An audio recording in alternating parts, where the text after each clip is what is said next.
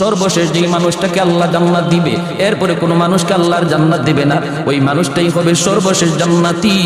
এই মানুষটাকে ঈমানের বদৌলতে আল্লাহ জান্নাত দিবে। হাজারো হাজারো বছর সে জাহান্নামের আগুনে জ্বলবে, আল্লাহকে শুধু রাখবে ইয়া হান্নান ইয়া মান্নান কইয়া ডাকবে। আল্লাহ পাক তার ডাকে কোনো জবাব দেবেন না, শাস্তি তার পেতে হবে মেয়াদ পর্যন্ত।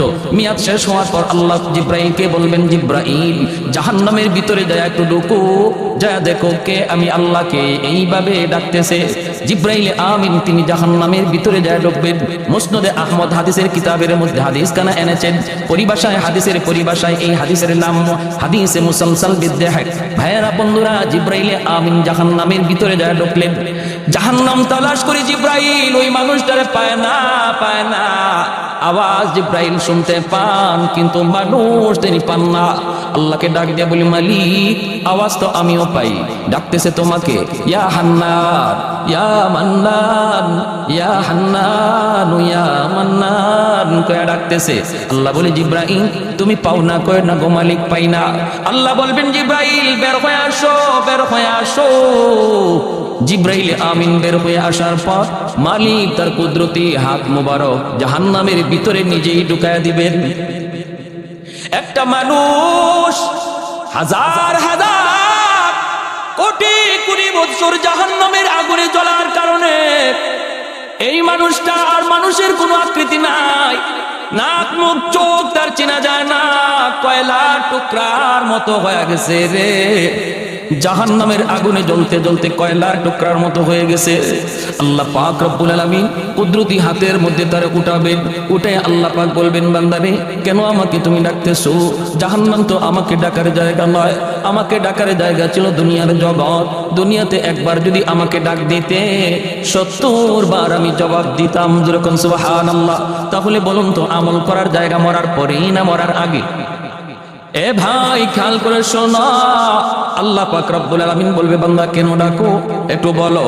তখন বলবে, মালিক ও মালিক, দুনিয়াতে আমি আমল করতে পারি নাই, আমলের মধ্যে আমার অনেক ঘাটতি, কিন্তু মালিক উলামায়ে কেরামের জবানে শুনেছি তোমার নাম রহমান, তোমার নাম হলো রহিম। আল্লাহ রহমান নামের খাতিরে একটু রহম করবানি, রহিম নামের খাতিরে মায়া করবানি। আল্লাহ পাক রব্বুল আলামিন তখন তারে আবে হায়াতের পানি দিয়ে দুইয়া মানুষের আকৃতি আনবেন। রব্বুল আলামিন বলবে, একটু দয়া করার কথা বলছো, করব কি চাও তুমি বলো। কয়, আল্লাহ আমাকে তুমি জাহান্নামের নিচে ফেলায় রাখছো, দয়া করে যদি একটু উপরে উঠাইতা, একটু যদি তুমি জাহান্নামের উপরে দরজার কাছে রেখে দিতা গো। ও মালিক তুমি তো পারো, তোমার নাম রহমান। আল্লাহ পাক রব্বুল আলামিন তখন বলবে, বান্দা ঠিক আছে আমি তোমার উপরে রহম করলাম, কথা আমি রাখলাম, কিন্তু ওয়াদা করো, ওয়াদা করো এরপরে আর তুমি কিছু চাইবা না। কই না গো মালিক আমি আর কিছু চাইবো না। জাহান্নামের দরজার পাশে এনে আল্লাহ তারে রেখে দিবেন। কিছুক্ষণ পরে আবার আল্লাহকে ডাক শুরু করবে, ইয়া হান্নান ইয়া মান্নান কয়ে আবার ডাক শুরু করলো।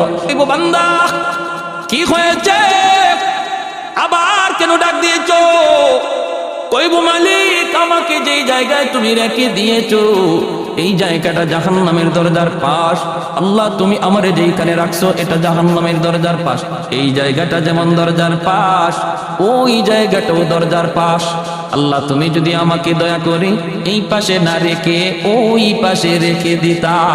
তোমার নাম তো রহমান, তোমার নাম তো রহিম। বলুন তো আপনারা বুঝে থাকলে বলুন, দরজার এই পাশ ওই পাশ বেশ কম আছে না নাই? আরো জোরে।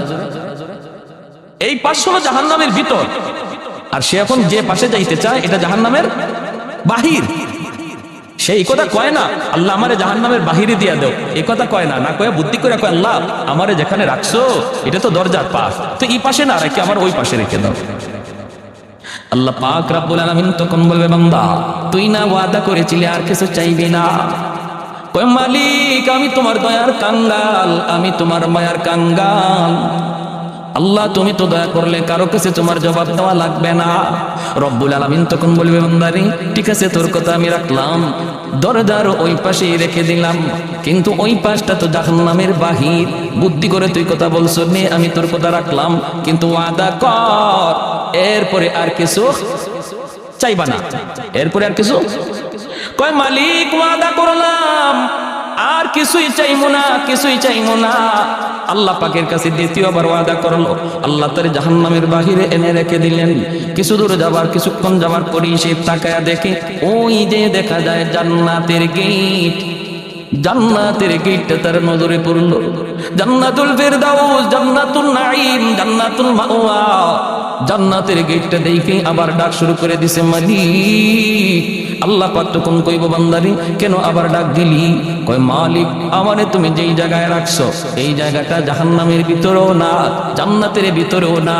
আল্লাহ আমাকে যেখানে রাখছো এখানে রাখা যে কথা, জান্নাতের গেটের পাশে রাখা এক কথা। ওই বুঝে আসছে আপনাদের? আমি বলি না আমাকে জান্নাত দিয়া দাও, গেটের পাশে করে কে দাও, এখানে রাখা আর ওখানে রাখা এক কথা। আল্লাহ পাক রব্বুল আলামিন কয়, বান্দা আমিও তো বুঝি এক কথা ওই, কিন্তু তুই না ওয়াদা করেছিলি এরপরে আর কিছু চাইবি না। তখনই কই, মালিক আমি তোমার দয়ার কাঙ্গাল, আমি তোমার মায়ার ভিখারি।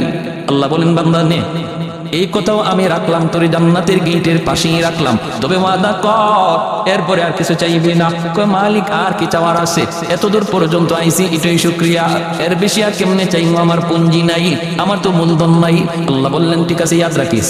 জান্নাতের গেটের পাশে এনে যখন আল্লাহ রেখে দিলেন, এইবার সে জান্নাতের ভিতরটা দেখার জন্য পাগল, একটু ছিদ্র তালাশ করে, ছিদ্র দিয়া জান্নাতের ভিতরটা একটু দেখবে। আল্লাহ পাক রব্বুল আলামিনের মানসা হলো তারে আল্লাহ পাক জান্নাতের ভিতরে দেখাবে। এরে যুবক, আজকে কোন নেশায় পড়ে তুমি এত পাগল হইছো?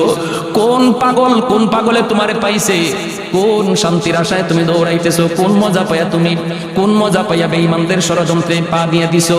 জান্নাতের যে শান্তি আর নিয়ামত আর আনন্দ, আল্লাহ পাক জান্নাতের গেট অল্প এক পলকের জন্য আল্লাহ গেটটা একটু ফাঁক করে দিবে তার এক নজর দেখার জন্য। সুবহানাল্লাহ, জোরে বল। যেই মাত্র নজরটা একটু এক পলকের জন্য জান্নাতের ভিতরে পড়ছে, সাথে সাথে আবার গেট লেগে গেল। এক পলকের জন্য জান্নাতের আরামাইশ, আনন্দ আর চিত্ত বিনোদনের যেই দৃশ্য আল্লাহ রেখে দিয়েছে, এই দৃশ্য দেখা মাত্রই আবার পাগল হইয়া ওয়াদার কথা বইলা আবার ডাক শুরু করছে।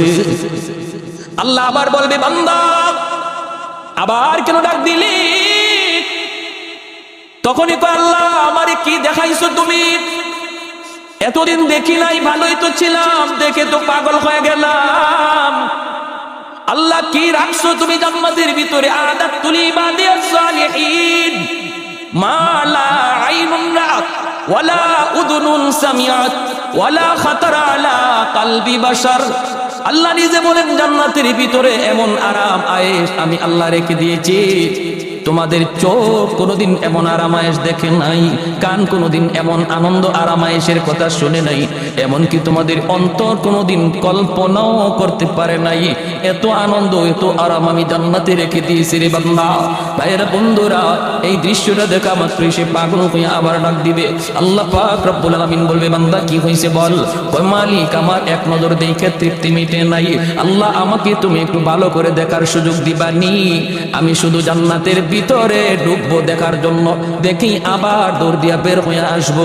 আমি জান্নাতে থাকবো না, কারণ থাকার মতো আমার কাছে কোনো মূলধন নাই, পুঁজি নাই, আমার তো জীবনে নেক আমল কম। আল্লাহ আমি তো আমল করতে পারি নাই, কিন্তু অন্তরের মধ্যে ঈমান রয়েছে। নবী বলেন, লা ইয়াদখুলুন নারা আহাদুন ফি কলবিহি মিসকালু হাববাতি খারদালিন মিন ঈমান। ঈমানের সরিষা পরিমাণ দানাও যার অন্তরে থাকবে, আল্লাহ তারও চিরকাল জাহান্নামে জ্বালাবে না। জোরে কোন সুবহানাল্লাহ। আল্লাহ পাক রব্বুল আলামিন কইব, বান্দা এবার তুই নিজে বল কতবার তুই ওয়াদা করলি আর কতবার ভাঙলি রে?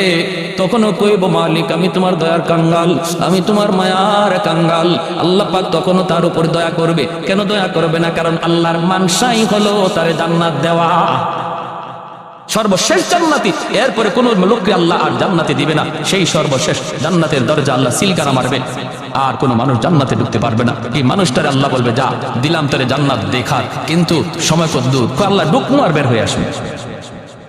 আল্লাহ পাক এই কথার মধ্যে ওয়াদা আছে, ওয়াদা 100% বলে আগের মতোই না, নতুন করে না, আগের মতো না, আগের মতো না। এই ওয়াদা আমি ভাঙবো না, ঢুকবো আর বের হয়ে আসবো। আল্লাহ বলতেছেন বারবার, শোন ভালো করে বল, আগের মতো নাকি পাকা পোক্তা? পাকা পোক্তা আল্লাহ আগের মতো হবে না। এইবার আল্লাহ পাক বললেন ঠিক আছে ঢুকবি আর বের হয়ে আসবি, দেরি করবি না। যেই মাত্র আল্লাহ পাক জান্নাতের গেটটা একটু খুলে দিবেন তারে জান্নাত দেখার জন্য, মায়ার নবী হাদিস শরীফের ভিতরে বলেন এই লোকটা তখন 16ই ডিসেম্বরে দৌড় প্রতিযোগিতায় যেমন বাচ্চারা দৌড় দেয় কোমর একদম শক্ত কইরা, সেও এরকম প্রস্তুতি নিবে দৌড় দেওয়ার জন্য। গেটটা খোলা মাত্র এমন একটা দৌড় দিছে, আর পিছনের দিকে আর ফিরে তাকায় না, শুধু ভিতরে ঢুকে দেখা দেখি বন্ধ, খালি ভিতরে ঢুকি। ওর মনে ইচ্ছা হইল আগে ভিতরে ঢুকি, বের হতে যেন সময় লাগে, দেখবো পরে, আগে ভিতরে ঢুকি, যদি আল্লাহ তো বের হ বাইরে বা সময় খালি দেখলি। এমন দৌড়, আর পিছনে তাকায় না। আল্লাহ পাক দিছে ধমক, এই বান্দা থাম। ধমক খাইয়ে থামছে। আল্লাহ পাক কয় কি রে, এটাই ওয়াদা ছিল? এটাই কি তোমার সাথে কথা ছিল? বের হও।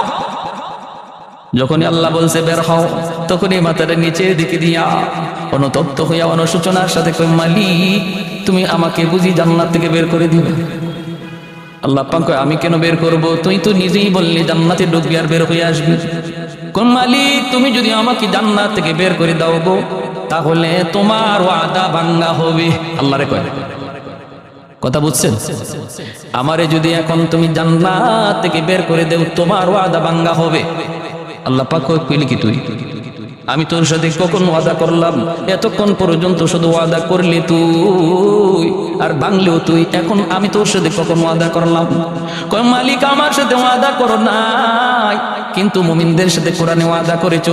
আমি উলামায়ে কেরামের জবানে শুনছি, আল্লাহ তুমি যারে একবার জান্নাত দাও এই জান্নাত থেকে আর তুমি বের করো না, এটা তোমার ওয়াদা নি। আল্লাহ পাক কই হয় এটা তো আমার ওয়াদা ঠিকই আছে। কই যদি ওয়াদা ঠিক থাকে আমি তো কোনো না কোনো সুরতে বুদ্ধি করে হোক আর চালাকি করে হোক ঢুকে গেছি, আমি তো জান্নাতে ঢুকে পড়েছি, বুদ্ধি করে হোক আর চালাকি করে হোক জান্নাতে ঢুকে পড়েছি। এখন যদি তুমি আমাকে বের করে দেও তোমার ওয়াদা খেলাফি হয়। রব্বুল আলামিন তখন কুদরতি মুস্কি হাসলেন, সুবহানাল্লাহ জোরে কর, আর একটু জোরে কর না সুবহানাল্লাহ। আল্লাহ কুদরতি মুস্কি হাসা কই বান্দারে চালাকিটা তো কম করলি না। মনে হয় বাঙালি, চালাকিটা তো কম করলি না।